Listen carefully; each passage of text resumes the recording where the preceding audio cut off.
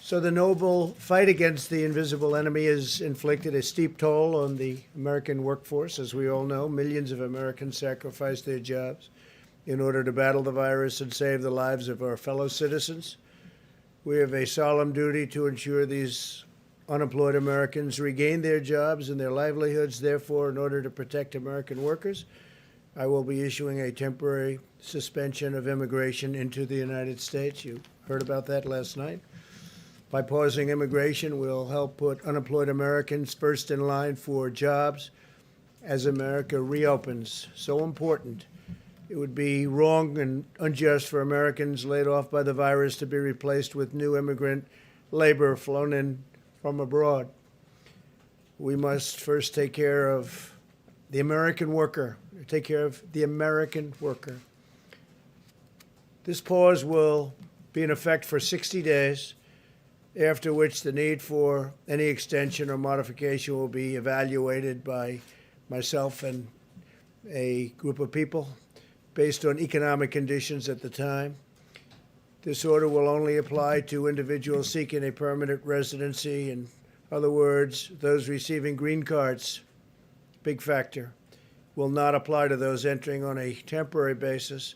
As we move forward, we'll examine what additional immigration-related measures should be put in place to protect U.S. workers. We want to protect our U.S. workers, and I think as we move forward, we will become more and more protective of them. This pause on new immigration will also help to conserve vital medical resources for American citizens. A short break from new immigration, depending on the time we're talking about, will protect the solvency of our healthcare system and provide relief to jobless Americans. You've raised concern for a long time, even in good economic times, about immigrants taking Americans' jobs. So under what conditions would you consider lifting this halt on immigration? Well, we're doing, yeah. Or is this sort of an opportunity to address what you've seen as a problem for a long time? Well, I think, look, right now, obviously, we had the greatest economy in the world, and then one day we had to shut it down. They said, you have to shut it down. We did the right thing, because I think we would have had 1 million or maybe even 2 million or maybe more than that deaths. So we did the right thing. But certainly this would pertain. I mean, when you look at it right now, the last thing we want to do is take American workers' jobs.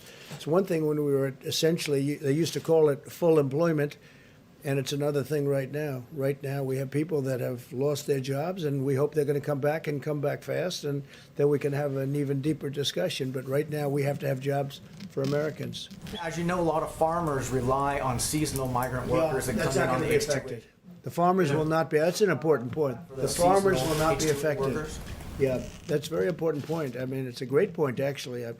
I'm glad you brought it up. No, the farmers will not be affected. Your They've had cases where they stopped everybody from coming in, and all the farmers went out of business. They were literally out of business. You remember that, Brett? It was not so long ago. But it's easy. It's easier to stop everything cold than it is to plan it so that the farmers have the people that have been working on those farms for many years, and that's what we're doing. No, the farmers will not be affected by this at all. If anything, we're going to make it easier, and we're doing a process that will make it better for those workers to come in, to go to the farm where they've been for a long time.